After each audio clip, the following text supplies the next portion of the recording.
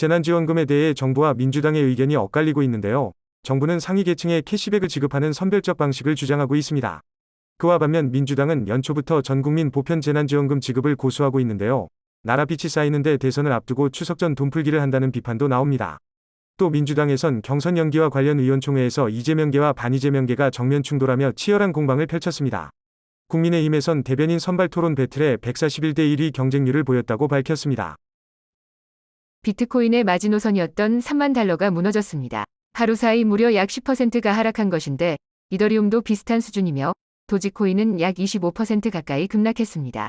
전 세계 가상화폐의 65%가 중국에서 채굴되는 것으로 추정되는데 중국 내 주요 채굴지에서 채굴업체 폐쇄 명령을 내렸고 중국인민은행도 알리페이의 가상화폐 거래를 단속하라고 촉구했기 때문입니다.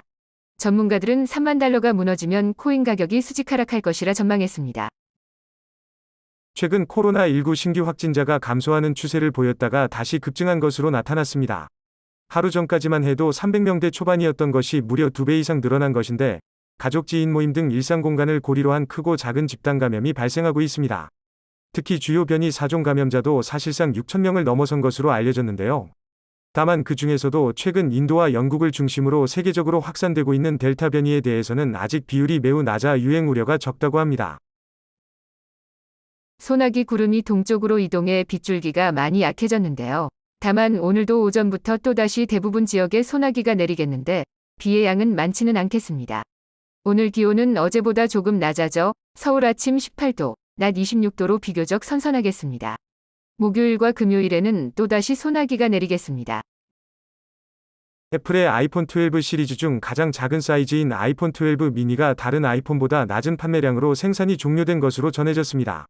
저가 제품으로는 지난해 5월 출시된 아이폰 SE 2세대가 이미 자리를 잡고 있는 상황인데다 배터리 용량 등이 단점으로 거론되었는데요.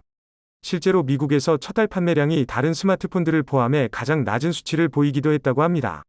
과거 스티브 잡스가 삼성의 대화면을 조롱하기도 했지만 한편 폰은 이제 옛말이라는 말도 나오네요. 세계적 인기를 끌고 있는 중국의 영상 플랫폼 틱톡과 일명 중국판 카카오톡인 위챗이 미국의 제재 목록에서 제외됐습니다. 이는 조 바이든 미국 대통령이 미국인 데이터 보호를 명목으로 한 트럼프 전 대통령의 행정명령을 폐기한 데 따른 후속 조치인데요. 대신 중국과 연계된 앱들이 미국의 국가 안보에 미치는 영향을 모니터링할 것을 지시했다고 합니다. 이에 대해 중국 외교부는 환영하면서 중국 기업의 권익을 지킬 것이라 밝혔습니다. 그럼 오늘도 좋은 하루 보내세요.